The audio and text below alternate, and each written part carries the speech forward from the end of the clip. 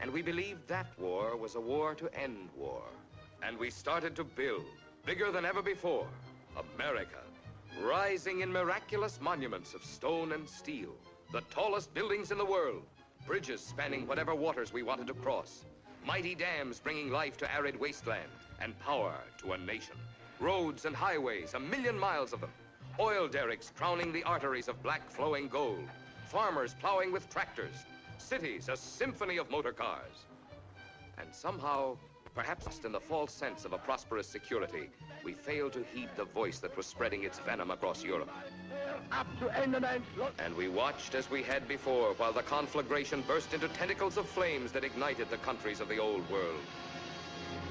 Finally, we had conscription, the peacetime draft. But not many of us really believed it would happen again. The rude awakening came on a Sunday morning at Pearl Harbor.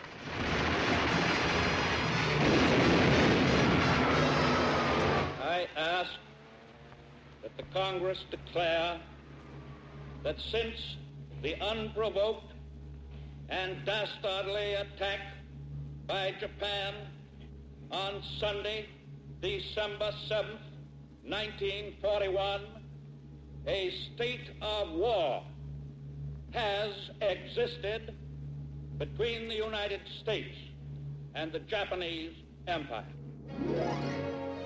Yes, Franklin Delano Roosevelt was our president, and under his leadership, the minds and hearts of America were quickly united in one mighty purpose: to work and fight until that final moment when the despots of tyranny would be destroyed. Such industry as the world had never imagined sprang to life. Shoulder to shoulder, the workers of America fought on the home front. 24 hours, every day, the smoke and fires of the factory filled the skies with defiance. Ringing steel and grinding wheels, trip hammers and jackhammers and welding machines. The wartime song of a nation. Over vast areas of faraway waters, the men of our armed forces challenged the enemy. One by one, we moved through the islands of the Pacific. The pace was heartbreaking.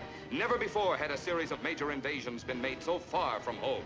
As the landing barges chugged to the beaches to deposit their cargoes of brave and purposeful men, the planes blasted the enemy in their secret places and shot their Zeros from the sky.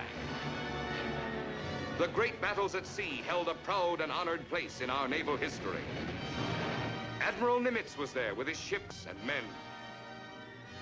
Yes, the Navy, the Marines, the Army, and the Air Force, fighting together, an all-American team.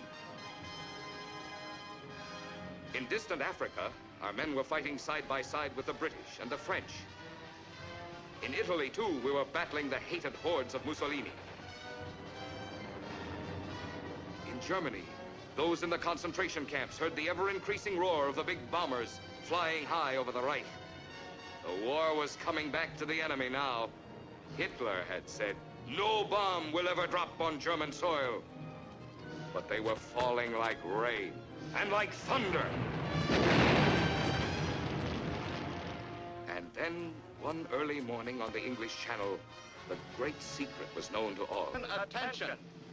From General Eisenhower to all soldiers, sailors, and airmen of the Allied Expeditionary Force, you are about to embark upon the great crusade toward which we have striven these many months.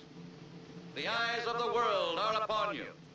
The hopes and prayers of liberty-loving people everywhere march with you. Good luck. Invasion. The landing on Omaha Beach was a masterpiece of coordination and precision. And that stretch of sand was the threshold to Fortress Europe. In the months that followed, the irresistible might of our armed forces grew daily more evident. They swept across France, driving the enemy before them. Our planes, like avenging eagles, blasted the Luftwaffe out of the sky, or shattered the enemy planes on airfields far within the German border. Everything within the Reich that moved was halted. Day by day, the land forces drove steadily to the Rhine. General Patton reached the river with his Third Army and went on.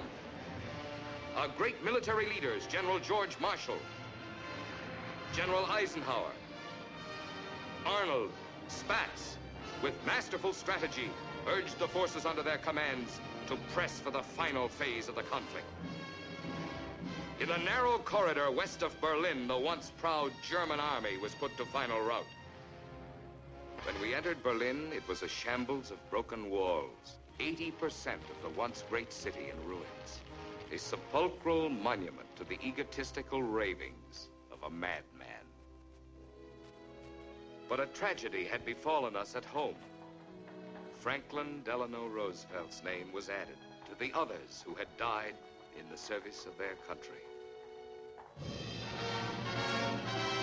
With the final surrender of the Germans, we turned our unified attention and armed might to the Pacific, where the lines of battle were now close to the shores of Japan.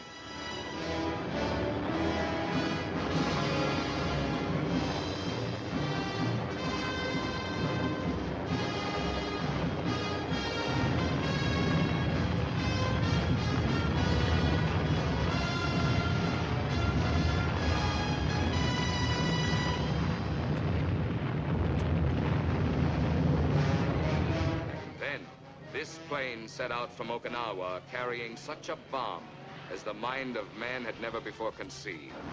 As the widening circle of death spread over Hiroshima, the atomic age was written into the history of man.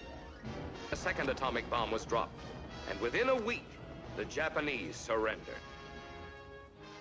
General Douglas MacArthur, hero of the Pacific War, accepted the emissaries of the Japanese emperor. This took place on the battleship Missouri, VJ Day, 1945. So ended the Second World War. And as before, the soldiers and the sailors came home, or slept forever in a foreign land, dreaming perhaps of restless waves that washed the sacred shores where comrades died. And what was to be done? What could we do to protect ourselves and future generations from man's inhumanity to man?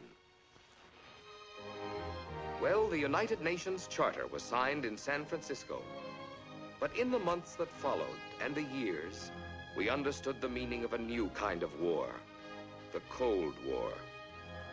And we were forced to recognize the fact that in some parts of the world, hate and oppression are still malignant.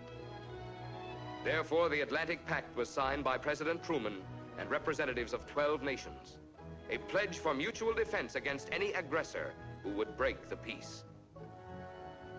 Today, in a country of 150 million people, we still hold to the principles on which our nation was founded. We have 50,000 altars of all religions. We are still governed by the Constitution. The Bill of Rights is still working for the people. We think, we speak, we act freely, but ever mindful that our precious privileges shall not be misused as a mask for treason. We are a bigger, a stronger, a greater America than ever before. We have been victorious in 6 bitter wars in defense of our birthright. Let those who would destroy us read our history well and take warning. It is written in the blood of our heroes that freedom shall not perish from the earth.